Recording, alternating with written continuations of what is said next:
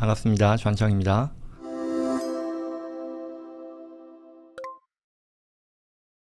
서로 다른 주에서 일하는 부부의 경우입니다. 와이프인 것 같아요. 저는 현재 북가주에 거주하고 있다.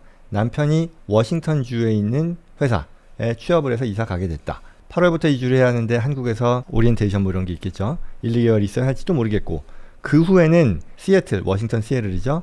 계속 지내게 될 것 같다. 다행히 뭐 워싱턴주는 인컴택스가 없다고 하는데요. 상황을 봐서 저도 시애틀로 옮길 생각을 하고 있지만 나이도 많고 은퇴가 얼마 안 남아서 이주에 고민이 많다. 남편도 그 시애틀 가서 먼저 일을 해봐야 하고 또한 뭐 리모트로 일할 수 있는 상황이 되면 또 돌아올 수도 있는 거고 뭐 그런 여러 가지 변수들은 있다. 일단 이사는 가야 된다. 그런데 부인은 떨어져서 상황을 보자라는 건데 그러면 세금 보고는 각각 거주했던 주에서 하나요? 어떻게 되나요? 워싱턴 주는 인컴택스 없는데 남편은 연방에만 하면 되나요? 저도 현재 직장을 다니니까 보고해야 되는 것도 알고 있고 남편의 인플로이어가 두 군데가 금년에는 그렇게 되겠죠. 이직을 하는 거니까. 그러니까 뭐 메리 세퍼레이션 하는 게 덜 복잡할 것 같은데 뭐 여러 가지 뭐 고려사항이 많네요.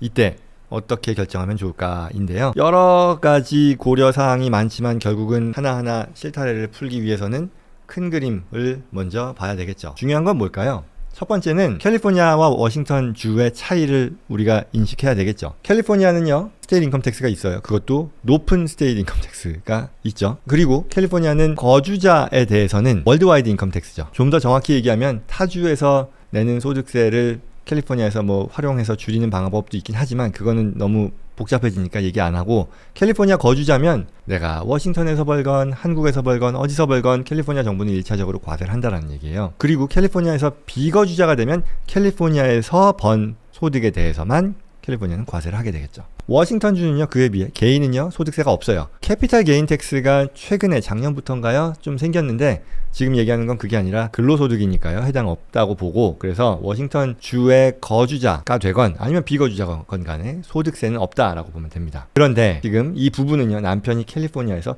떠나는 상황이잖아요. 그런데 그럼에도 계속 근로소득은 있다라는 거죠. 그러면 어떻게 볼 수 있어요? 캘리포니아에서 비거주자가 되면 좋겠다. 그러니까 첫 번째로 나오는 얘기죠. 뭐 다른 거 뭐 세율이 어떻게 되고 이런 걸 떠나서 왜냐하면 남편이 적지 않은 돈을 벌 거잖아요. 그런데 이것 자체가 연방이야 뭐 미국인인 한 고려 대상이 아니라 해도 어차피 내는 거니까 내가 남편의 소득이 어차피 캘리포니아가 아닌 지역에서 벌어들인 소득이 되는 거잖아요. 근로소득은 어디서 서비스를 퍼폼하느냐에 따라서 소득의 원천지가 결정이 되는 건데 이분이 캘리포니아가 아닌 시애틀, 뭐 한국, 뭐 리모트도 할 수 있을지 본다고 했지만 그건 아직 확정된 게 아니니까 결국은 서비스의 퍼포먼스는 캘리포니아가 아닌 지역이다. 그러면 남편이 비거주자가 되면 캘리포니아에서 비거주자가 되면 좋겠네. 왜? 캘리포니아에서 과세가 안 될 테니까. 남편이 벌어들이는 뭐 적지 않은 수준의 소득에 대해서는. 그래서 그걸 결국 우리는 다음번으로 고려해야 될 것이다 라는 거죠. 어떻게 될까요? 남편이 캘리포니아 거주자냐 비거주자냐를 얘기하는 것은 원래는요 잠깐 스텝백해서요 캘리포니아에서는요 저도 캘리포니아 거주자이지만 주소득세가 걱정이 되다 보니 여러분들이 뭔가 내가 타주에 왜 캘리포니아에서 벌어들인 소득은 내가 거주자고 아니고 상관없이 캘리포니아 과세되니까 그렇겠죠. 그러니 내가 타주에 또는 타국에 뭐 한국에 큰 규모의 소득이 있을 것 같다라고 하면 이거 내가 캘리포니아 거주자 아니고 비거주자인 상태에서 이 소득이 실현이 되면 좋겠다라고 생각을 한단 말이죠. 그래서 내가 비거주자예요 라고 하고자 하는 그런 욕심이 생긴다는 거죠. 당연히 그럴 것이 내가 캘리포니아 비거주자만 되면 캘리포니아 원천이 아닌 이상 캘리포니아 과세가 안 될 테니까. 그러니 캘리포니아에 살던 분들도 뭔가 타주, 타국에 소득이 조만간 있을 것 같다 하면 캘리포니아 떠나서 비거주자 만들고 수익 실현해야지 이런 생각을 하고 싶다는 거죠. 자, 그러면 캘리포니아 주정부 입장에서는 어떨까요? 뭐 뛰는 놈 위에 나는 놈인 거죠.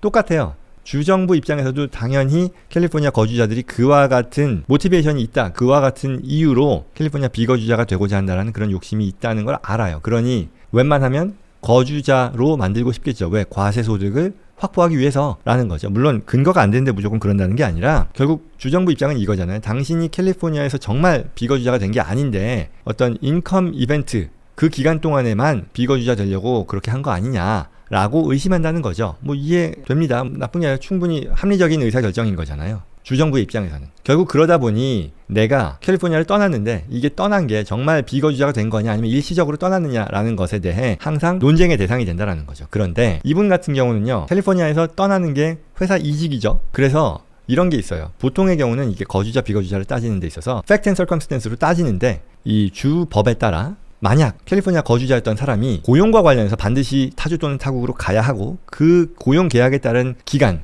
내가 캘리포니아를 떠나야 되는 기간이 1년 반 이상이다 라고 하면 캘리포니아 주정부가 따지지 않겠다는 거예요. 그래, 당신 넌 레지던트 된 거 받아줄게 하는 그런 세이프 하버 룰이 있어요. 굉장히 좋은 거죠. 이와 같은 지금 남편의 경우는요. 따라서 이분은 지금 8월부터 이제 나가는 건데, 나가는 이유가 고용과 관련돼서 이직을 해야 되는 거예요. 그리고 아마도 그 기간이 1년 반 이상일 거라고 고용계약서에서 argue 수 있을 거라고 가정한다면 이분은 비거주자가 될 수 있는 거예요. 그러니 비거주자를 만드는 것이 왜 워싱턴 또는 한국 원천 소득 non 캘리포니아 소스 인컴을 캘리포니아 과세에서 피할 수 있으니 좋을 거다. 그렇게 만들라는 거고요. 부인은 근데 어떻게 될까요? 아마 안 되겠죠. 여기 지금 팩트가 부족하긴 한데 이 부인이 같이 가는 그런 상황이라면 모를까? 그렇지 않은 상황에서는 계속해서 캘리포니아에서 일을 하니까 따로 하게 될 것이다. 결국 그런 면에서 보면 공동신고냐 별도신고냐에서는 아마도 별도신고가 유리할 거라는 거죠. 왜? 공동신고를 하는 게 별도신고를 하는 것보다 세율이라던가 여러 가지 혜택 면에서 더 유리한 건 있죠. 연방세도 그렇고 주도 그렇고. 그럼에도 금액이 워낙에 큰 차이가 나다 보니 아마도 별도신고가 유리할 것 같아요. 그럼에도 아리까리하다라고 하면 두 개를 비교해서 시뮬레이션을 할 필요가 있겠으나 그럼에도 이 상황에서 대체로 예상이 되는 것은 별도 신고를 하면서 남편은 캘리포니아 비거주자, 그리고 그와 같은 방식으로 진행을 하는 것이 합법적으로 그 하우스홀드 인컴에 대한 세금을 줄이는 방법이 아닐까라고 짐작됩니다. 그게 결론입니다.